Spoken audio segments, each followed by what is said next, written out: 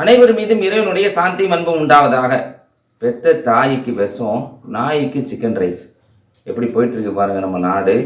இதில் நமது ஆட்சியாளர்களுடைய பங்களிப்பு என்னவா இருக்குது, அவங்க இந்த மக்களை நெறிமுறைப்படுத்த என்ன பண்ணிக்கிட்டு இருக்காங்க அப்படிங்கிறதான் ஒரு கேள்வியாக இருக்குது. அது என்ன, தாய்க்கு விஷம், நாய்க்கு சிக்கன் ரைஸ் அப்படின்னு பார்த்தீங்கன்னா, நாமக்கல் மாவட்டத்தில் மிக மோசமான ஒரு சம்பவம் நடந்தே இருக்குது. பகவதின்னு ஒரு பையன், 20 வயசு தான் ஆகுது, இன்ஜினியரிங் படிக்கக்கூடிய பையன். இந்த பையனுக்கு கள்ள தொடர்பு ஏற்படுது, ஒரு பெண்ணோட கள்ள தொடர்பு ஏற்படுதுங்க. 20 வயசு தான் ஆகுது. 20 வயசு பையனுக்கு கள்ள தொடர்பு ஏற்படுத்தக்கூடிய அளவுக்கு, இல்லை ஏற்படுத்தி கொள்ளக்கூடிய அளவுக்கு மிக மோசமான சூழ்நிலை இன்னைக்கு சமூகம் இருக்குது.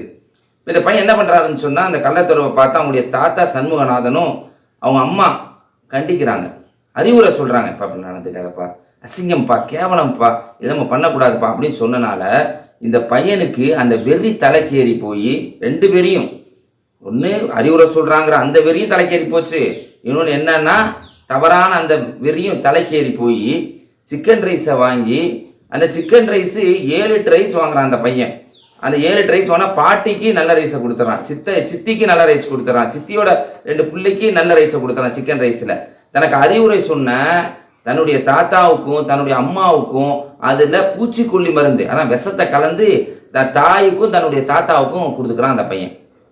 என்ன ஆகுது தெரியுமா, அந்த தாய் கொஞ்சம் சாப்பிட்டுட்டு ஏதோ வாசனை அடிக்குது அப்படின்னு கீழே போட்டுட்டு தன்னுடைய தகப்பனுக்கு, அதாவது இந்த தாத்தானா யாரு, அந்த பையனுடைய அம்மாவுடைய அப்பா, அவங்க ஃபோன் பண்ணுறாங்க. ஃபோன் பண்ணி ஏதோ கலந்துருக்க மாதிரி இருக்குது, அப்பா சாப்பிடாதீங்கப்பா அப்படின்னு சொல்கிறதுக்குள்ள அவங்க அப்பா என்ன பண்ணுறா, சண்முகநாதன் அதிகமான சிக்கன் ரைஸை சாப்பிட்றாரு. 2 பேரும் நுர தள்ளிய நிலையில் மருத்துவமனையில் செயற்கை சுவாசம், அதாவது வெண்டிலேட்டர் அந்த மாதிரி வைப்பாங்கல்ல, அப்படி செயற்கை சுவாசம் பொருத்தி இன்னைக்கு உயிருக்கு போராடி கொண்டு இருக்கக்கூடிய நிலையில் இருக்கிறாங்க. யார், தாய்.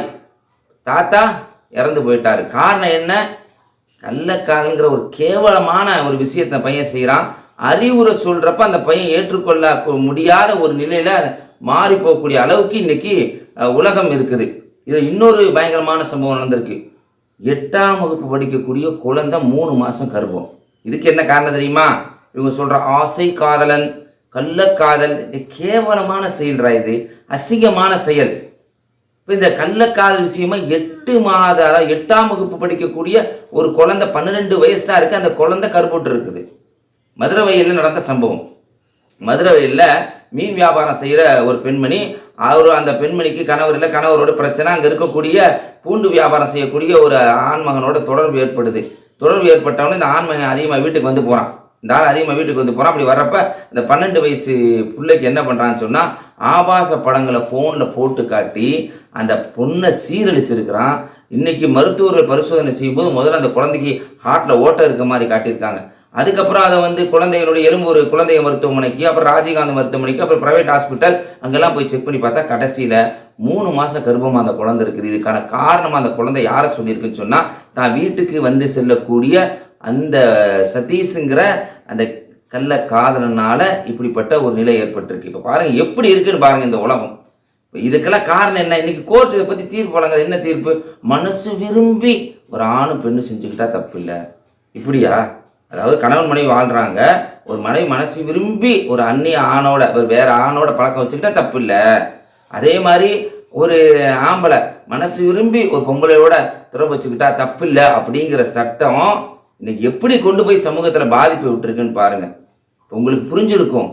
ஒருத்தன் தவறான செயலில் ஈடுபட்டான்னு சொன்னால், அவன் இந்த மாதிரி விபச்சாரம் குற்றத்தை செஞ்சுட்டான்னு சொன்னால், அது பெண்ணாக இருந்தாலும் தண்டிக்கப்பட வேண்டும் என்று இஸ்லாம் சொல்வதற்கான காரணம் இதுதாங்க. என்ன காரணம்னா, மக்கள் நலமாக வாழணும், இந்த மாதிரி அசிங்கங்கள் வரக்கூடாது, இந்த மாதிரி கொலைகள் பெருகக்கூடாது. ஒவ்வொரு கொலைக்கு பின்னாடியும் இஸ்லாம் எதையெல்லாம் தடை செய்திருக்கோ அதை மக்கள் செய்யறனால தான் வருது. நீங்கள் நல்லா சிந்திச்சு பாருங்க. போதை இஸ்லாம் தடை செஞ்சிருக்கு, அது இல்லாமல் அது குற்றவியல் தண்டனை, அதுக்கு பயங்கரமான தண்டனை கொடுக்கப்படும் அப்படின்னு இஸ்லாம் வச்சிருக்குல்ல. அந்த போதை உட்கொள்றதுனால தானே இன்னைக்கு கொலைகள் அதிகமாக பெருகி போகுது. விபச்சாரம் இஸ்லாம் தடை செஞ்சிருக்குது. அது விபச்சாரத்தை செய்யறதுனால கொலைகள் ரொம்ப சர்வசாதாரணக்கு பெருகி போகுது. இதை பார்க்க முடியுதா இல்லையா? அப்போ கள்ளக்காதல் போன்ற இந்த விஷயங்களை, கொலைகளை தடுப்பதற்கு இஸ்லாம் சொல்லியிருக்கக்கூடிய இந்த சட்டம், இல்லை கடுமையான சட்டம் தான் தீர்வாக அமைய முடியும் என்பதை மக்கள் புரிந்து கொள்ள வேண்டும். இது போன்ற செய்திகளை அறிந்து கொள்வதற்காக மறுபக்கம் என்கிற இந்த சேனலை சப்ஸ்கிரைப் செய்யுங்க, லைக் செய்யுங்க, அதிகமான நபருக்கு ஷேர் செய்யுங்க. அஸ்ஸலாமு அலைக்கும்.